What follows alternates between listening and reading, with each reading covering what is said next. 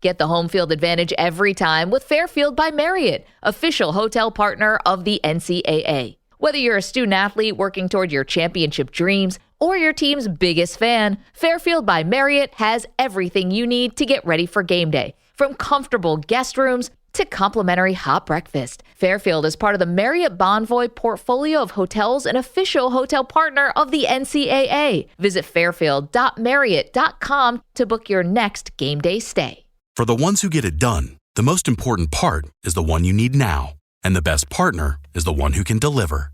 That's why millions of maintenance and repair pros trust Grainger, because we have professional-grade supplies for every industry, even hard-to-find products. And we have same-day pickup and next-day delivery on most orders. But most importantly, we have an unwavering commitment to help keep you up and running. Call, click Grainger.com, or just stop by. Grainger, for the ones who get it done. The United States Border Patrol has exciting and rewarding career opportunities with the nation's largest law enforcement organization. Border Patrol agents enjoy great pay, outstanding federal benefits, and up to $20,000 in recruitment incentives. If you are looking for a way to serve something greater than yourself, consider the U.S. Border Patrol. Learn more online at cbp.gov/careers/USBP. That's cbp.gov/careers/USBP. Welcome into The Verge, a show which covers the Baltimore Orioles minor leagues. The Verge is part of BSL Radio. Baltimore Sports and Life is dedicated to analysis and discussion on the Orioles, Baltimore Ravens, and the University of Maryland. The site has a team of writers providing coverage of those teams and houses live streaming content weekly. Join the conversations at the message board, like BSL on Facebook, and follow BSL on Twitter.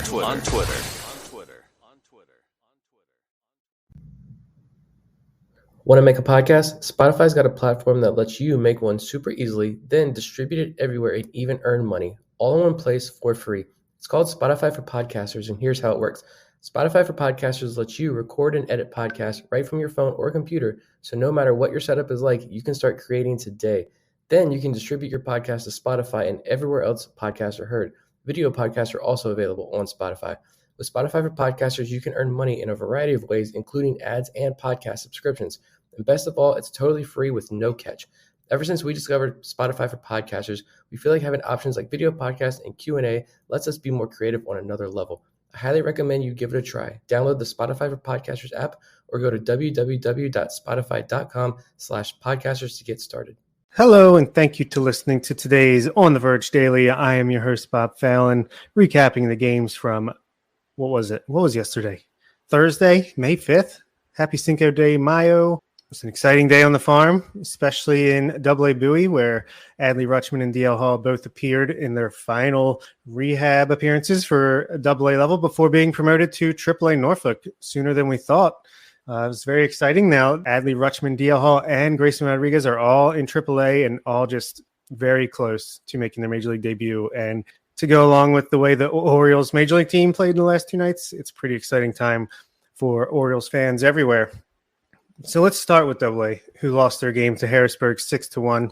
DL Hall was incredible in this game. I mean, he was touching 100 miles per hour, sitting around 98, 99, looked effortless, didn't look like he was like trying to throw his hardest or throwing with too much effort. And I think Adley Rutschman made comments to that same effect later after the game, talking to the media. But Hall, he did let 2 runs score. Well, Tyler Birch did. He let 2 inherited runners score on an otherwise perfect day for him on the mound. He was 3 2/3, gave up 3 hits and a walk. So maybe perfect was the wrong choice of words, but he did strike out 6 and he pounded the strike zone, throwing 47 of his 59 pitches for strikes. He also had 2 balls that were automatic because he was too slow to make his next pitch with that new pitch clock that he's just didn't get a chance to get used to while he was in extended spring. And honestly, that probably led to his lone walk because one of those automatic balls was in at a bat. So Mike Elias did say, hey, if DL Hall is coming out throwing strikes, you're going to see him in Baltimore sooner than you think. Well, here he goes. I think he might be a month or so away, maybe even less. Who knows? You don't want to waste these bullets in the minor leagues, especially for a guy like Hall who, you know, just because he throws so hard and his attitude on the mound. You never know when something's going to go wrong injury-wise. You just got to cross your fingers and let's get him to the major league level and see what he can do. Like I said, Tyler Birch came in, gave up that hit that scored the 2 runs, but then struck out the next batter. Rico Garcia, not sure if this is a continuation of his rehab stint or if it is just where he's going to be pitching for now, but he pitched 1 2/3 scoreless innings, giving up a hit with 2 walks and 2 strikeouts. Nolan Hoffman gave up 2 runs. 1 was earned over an inning and a third on 2 hits and a walk with 2 strikeouts. He now has a 4.70 ERA on the season. And Easton Lucas had his first really bad outing of the year. Gave up a home run, a 2-run homer in his 2 innings with a walk and a strikeout. His ERA is up to 2.61 now.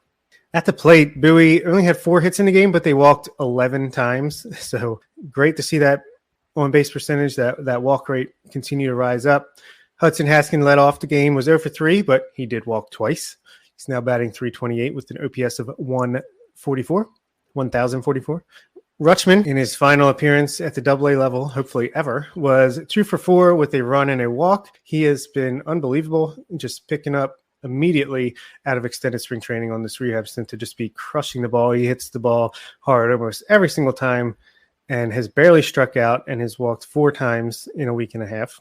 Gunnar Henderson was 0 for 4. He struggled against Cole Henry, the national starting pitcher who only lasted 2 2/3 because he didn't have his normal control with 5 walks. But Cole Henry is a legit pitching prospect. Throws a mid-90s fastball with good breaking stuff. Gunnar Henderson struggled against him, struck out in his first 2 at-bats, but did work a walk late in the game. So he continues his on-base streak. He's now been on base in every single game that he's played in. Jordan Westberg back in the lineup after a day off. He kind of broke out of a slump. It was nice to see. He started the game 1 for 1 with 2 walks and a single. Did go 0 for 2 in his last 2 plate appearances, but he did not strike out. So I think the fact that he walked twice, he's seeing the ball better, much more confident. He's about to go on a little bit of a hot streak here. Greg Cullen was 1 for 4 with a walk. JD Mundy walked 3 times to more than double his walk total on the season. Andrew Daschbach was 0 for 4. He is really struggling this year. Dylan Harris was also 0 for 4, and Zach Watson was 0 for 3 with a walk to continue his struggles. Moving up to AAA Norfolk, they lost their game against the Nashville Sounds 4-3 to drop to 13-14 on the season, but reinforcements will be there Friday night. As we know, Adley Rutschman will be behind the plate and batting in the lineup tonight as long as they get a game in with this rain. Zach Lothar, he got a chance to rebound from his terrible start, and he absolutely did not. He could only make it through 2 2/3 innings, through 77 pitches, and couldn't even get out of the 3rd inning. Gave up 4 hits, 2 runs, and 2 walks. Did strike out 6, but man, it is just not working for Lothar the last couple of years. He's got a 9.64 ERA on the season. Tim Naughton continued his excellent start by striking out the only batter he faced to get out of the 3rd. Marcos Deplan pitched 2 scoreless innings. He's now got a 0.93 ERA, and we saw that he's got some decent stuff when he was with the major league team last year, so maybe he'll earn another shot at some point. Connor Green pitched a perfect inning with a strikeout. Matt Vogel gave up a run over 1 1/3 inning, did walk 2 batters, gave up 2 hits, and struck out 1. His ERA is sitting at 3.97, and Cole Uvila got the loss and a blown save to fall to 1-1 on the season, but only because it was extra innings and he allowed the runner that started on second to score, so it was not an earned run. Continues to keep his ERA at 0.00, gave up 2 hits, which is a lot for him, over 1 2/3, and a walk with 3 strikeouts. So continued his great play.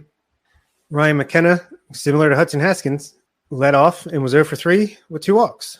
Yusniel Diaz back in the lineup. A little bit of a sigh of relief there as he came out of the game early and then missed the next game. We found out last night that was all by design. They're kind of treating it as a rehab, but while he's still in AAA, so that makes a lot of sense. He was 1 for 4 with a run to keep his average at 346 and his OPS over 1,000. Kyle Stauer struck out in his only at-bat, replacing him late in the game. Jahmai Jones was 1 for 4 with a walk and a strikeout. Robert Newstrom continues his hitting streak, 1 for 5 with 2 strikeouts. He's now batting .286 with an .875 OPS. DJ Stewart gets his way into the lineup and makes the most of a 2 for 5 with a run and a double. Is it time to bring him back? Does he deserve another shot? No. When is he going to be released? Rylan Bannon, he is back, baby. 2 for 4 with a run, 3 RBIs, and a walk, as well as his 3rd home run of the year. Nice to see him bouncing back this week after a terrible week last week. Usually when I put someone on the 3-down/ice cold section, they tend to rebound, and that is the case here. I'm happy to see it. He's batting .253 with a .760 OPS. Patrick Dorian, after a couple good games in a row, was 0 for 5 with 3 strikeouts last night. Unfortunate. Chris Hudgens, 1 for 3, and Caden Grenier, 1 for 4 to close out the stat line. Aberdeen Ironbirds won their game 4-1 against Brooklyn Cyclones to improve to 17-6 on the season.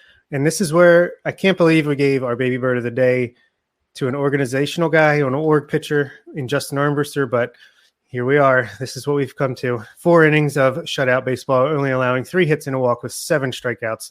He now has a 3.10 ERA on the season, as well as 25 strikeouts and only 4 walks over 20 and a thirds innings, a 1.13 whip. He's just 23 years old, drafted last year in the 12th round out of New Mexico. Not an organizational guy. That's way too early to say that. I mean, maybe he might not end up being a great prospect, but so far so good. And this is his first taste of pro ball, and he's excelling. And at this rate, he'll be in Bowie by midseason. So keep going. Same with Noah DeNoyer, who continues his great start to the year, giving up only 1 run over his 3 innings on 1 hit, 1 walk, and 5 strikeouts. He's now 4-0 on the season with a 2.40 ERA. He has 21 strikeouts and only 6 walks over 15 innings. Love to see it. This guy has really come out of nowhere and impressed the Orioles and impressed us. Nick Roth got the save, his 3rd of the year, with 2 scoreless innings, and he lowered his ERA to 4.00 on the year. Connor Norby couldn't follow up his good game 2 nights ago. Goes 0 for 4 in the game. Colton Cowser, 1 for 3 with 2 runs, a walk, and his 6th stolen base. Nice to see him continue to bounce back from a poor start. Kobe Mayo, 2 for 4 with a run, an RBI, and a double. Love this guy. Man, 270 with an 866 OPS and just no strikeouts in this game. He is a man amongst boys. Jacob Teeter, 0 for 3 with an RBI sac fly. John Rhodes was 1 for 3. Dante Williams 0 for 2 with a walk. Billy Cook hit a solo home run, 1 for 3 in the game. After a horrible start, his race has averaged 194 with 688 OPS. Ramon Rodriguez 0 for 2 with a walk. And AJ Graffinino back in Aberdeen after he was recently in Norfolk, 0 for 2 with a walk. I think the end is near for AJ, unfortunately. Nice to see the Delmarva Shorebirds come out of the gates hot, put up an 8th spot in the 3rd inning offensively to defeat Columbia, 11-8 overall in the game. Love to see these bats get hot. I think this is what we're going to see. This team is going to get better as the year goes on, and it's exciting. Even though the overall numbers still might not be great, it's just cool to see these guys show their potential. The pitching wasn't too great last night, but it's not like there was anyone that we're super excited about on the mound. Ryan Long started and couldn't get out of the 1st inning, walking 3 batters and allowing a hit. On the way to 3 runs scoring, only 1 was earned. He did strike out a batter over 2/3 of an inning. Calvin LaRoche came in, finished out that inning, pitched 2 more, gave up 2 runs on 3 hits and a walk with 4 strikeouts. He gets the win in the game. He's now 2-1 on the season with a 4.73 ERA. Dan Hammer, this guy, another guy who I don't think is long for this organization. He gave up 2 runs, didn't allow a hit, but walked 6 batters and struck out 2 over 2 innings. His ERA is now 6.23 on the season. He was actually out of the 2019 draft. He was a 13th round pick out of Pittsburgh. He's now 24 in low A, and he has walked 20 batters over 13 innings after walking 36 batters over 19 2/3 innings last year. It's not going to work out for him, unfortunately. Thomas Garrard gave up 1 run over 2 innings on a hit and 2 walks. And Preston Price got the save, pitching 2 scoreless innings with 2 strikeouts, his 2nd of the year. And like I talked about, these bats were on fire last night. Every single player that was in the starting lineup got on base, and 8 out of the 9 had at least 1 hit. 4 guys had multiple hits. Let's start with Luis Valdez. The little spark plug at the top of the lineup was 1 for 5 with a run and a walk. Michel Desson, 2 for 4 in this game with a run, an RBI, and a walk. Good to see him break out a little bit. Daryl Hanais was 1 for 4 with a run, an RBI, and a walk, and a double. Davis Tavares, 2 for 5 with 2 runs and an RBI. Isaac De Leon, we said that home run 2 days ago might have been a thing to break him out of his massive slump to start the year.